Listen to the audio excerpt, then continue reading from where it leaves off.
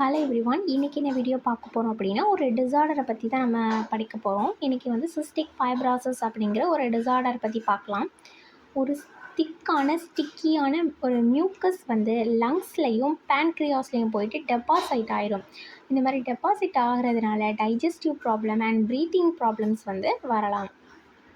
ஏன் இது வருது அப்படின்னா, ஆல்ரெடி இது சொன்ன மாதிரி இது வந்து ஒரு ஜெனட்டிக் டிஸார்டர் தான். தென் ஏன் இது வருது அப்படின்னா, சிஸ்டிக் ஃபைப்ரோசிஸ் டிஆர் அப்படிங்கிற ஒரு ப்ரோட்டீன் வந்து டிஸ்டர்ப் ஆயிட்டு அப்படின்னா இந்த ப்ராப்ளம் வந்து வரலாம்.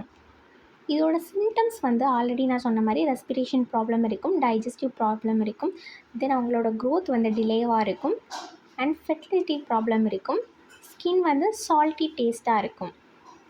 தென் இது வந்து எந்த ஆர்கனெல்லாம் போய் அஃபெக்ட் பண்ணுது அப்படின்னா, lungs, pancreas, liver, intestines and reproduction ஆர்கன்ஸை போயிட்டு அஃபெக்ட் பண்ணுது. இது வந்து எப்படி கண்டுபிடிக்கலாம் அப்படின்னா, newborn screening, salt chloride test and genetic test மூலமாக இதை நம்ம கண்டுபிடிக்கலாம்.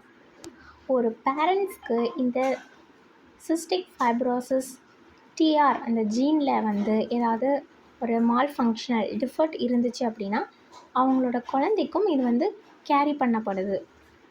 இந்த பிக்சர்லையே பார்க்க முடியும் ஒரு லங்ஸோட ஹெல்த்தி ஏர்வே எப்படி இருக்குது அண்ட் சிஸ்டிக் ஃபைப்ரோசிஸான அஃபெக்டான ஒரு ஏர்வே எப்படி இருக்குது அப்படிங்கிறத பார்க்கலாம். ஏர் ஃப்ளோ ஆகிற ப்ளேஸ் வந்து ரொம்ப கம்மியாகவும் மியூக்கஸ் வந்து அதிகமாகவும் இருக்குது.